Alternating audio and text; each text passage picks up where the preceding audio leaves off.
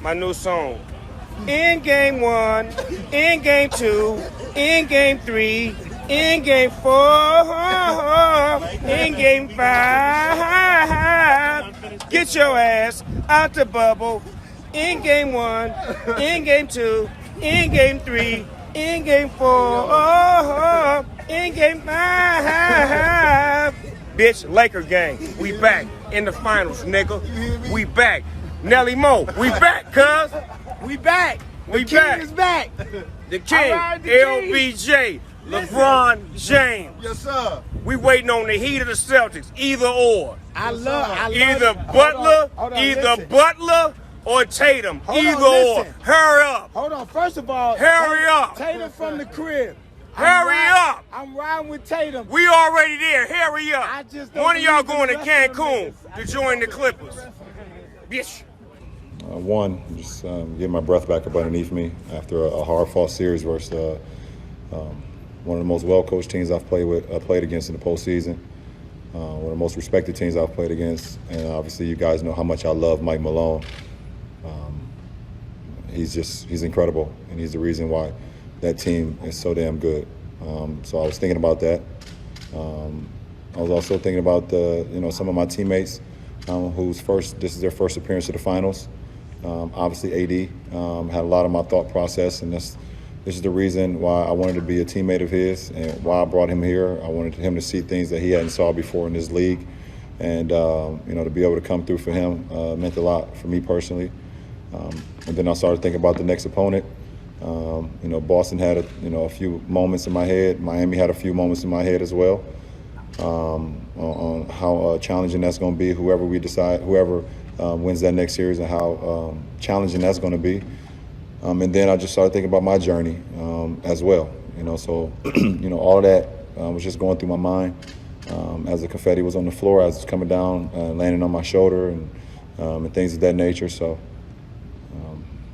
hopefully that was a good description. Hey, LeBron.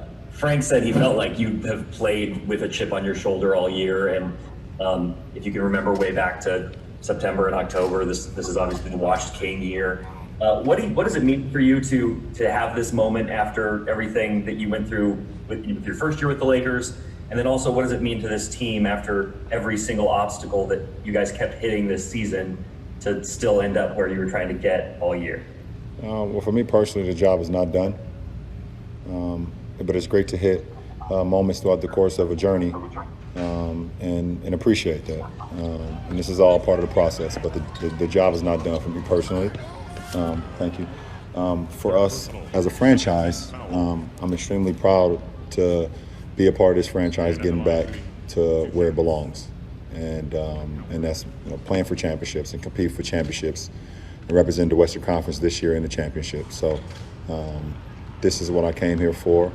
And, I heard all the conversations and everything that was said about why did I decide to come to LA, the reason I came to LA, it was not about basketball and all those conversations of, naysayers and things of that nature. But with my injury, it just gave them more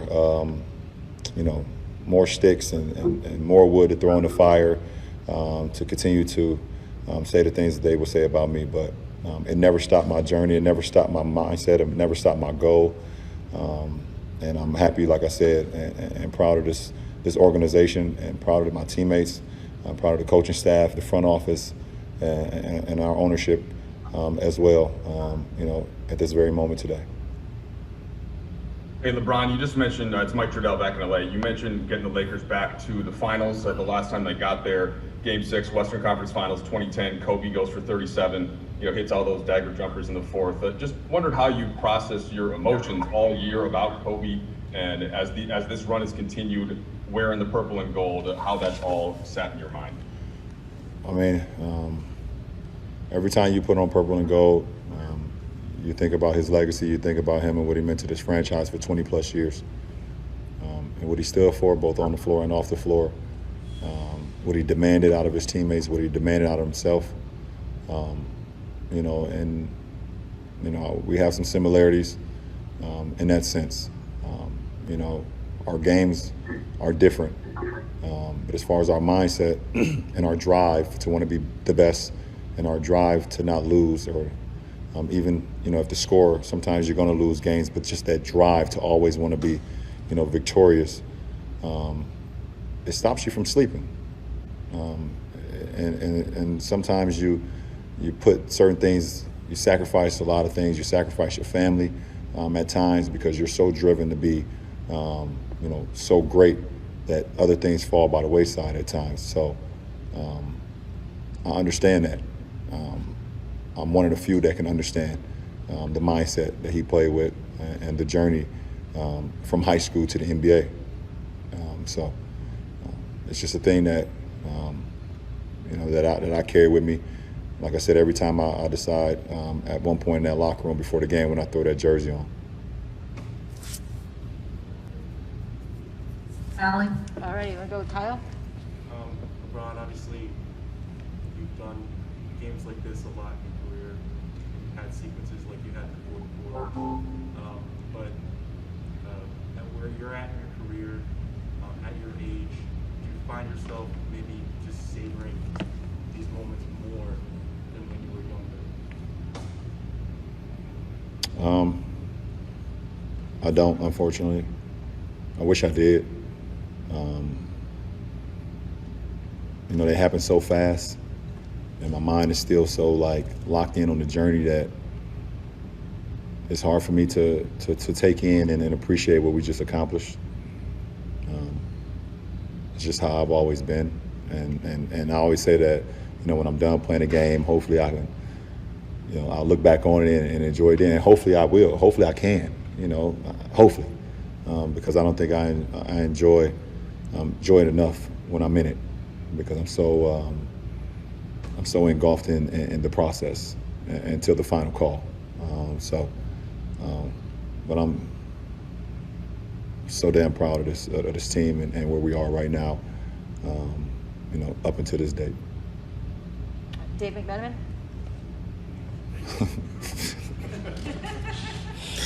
Oh, y'all ass sneaking here. Oh, okay. So, the nature of your accomplishments has had you compared to other greats of the game for a long time. But you've insisted, I'm my own guy, it's my own story. So what about the fact that, you didn't just stay in the first team you played with, say, first city, but you go to Miami, you go to LA. And what has that meant to you to kind of blaze your own trail as a superstar or whatever? I don't know. I've never looked at it that way. I never said, okay, I want to, cast myself as a superstar or whatever the case may be. I just want to travel my own journey, because it is my journey, and I've appreciated, everything that's happened along the way. And, throughout, the ups, the downs, the ups on the court, the downs on the court, the wins, the losses. But I've been able to, I guess as Frank Sinatra would say, I did it my way, And at the end of the day and at the end of my career, I just hope that I inspired enough people to want to play the game the right way,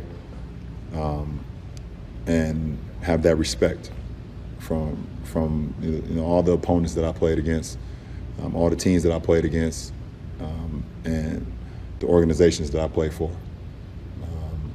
Because at the end of the day, that's all you have is your respect. Rachel? The NBA Finals have basically been LeBron James' rotation for the last decade. I'm trying to picture what you were doing at this time, well, not this time, during the NBA Finals last year, and how that affected your continued determination to get back in. Well, it all depends what game we're talking about. There were a couple games where I was at home. There was one or two games where I was in Cabo. And there was a couple games where I was at a hookah lounge during the finals last year. That's the truth. I wasn't smoking hookah, but I was there.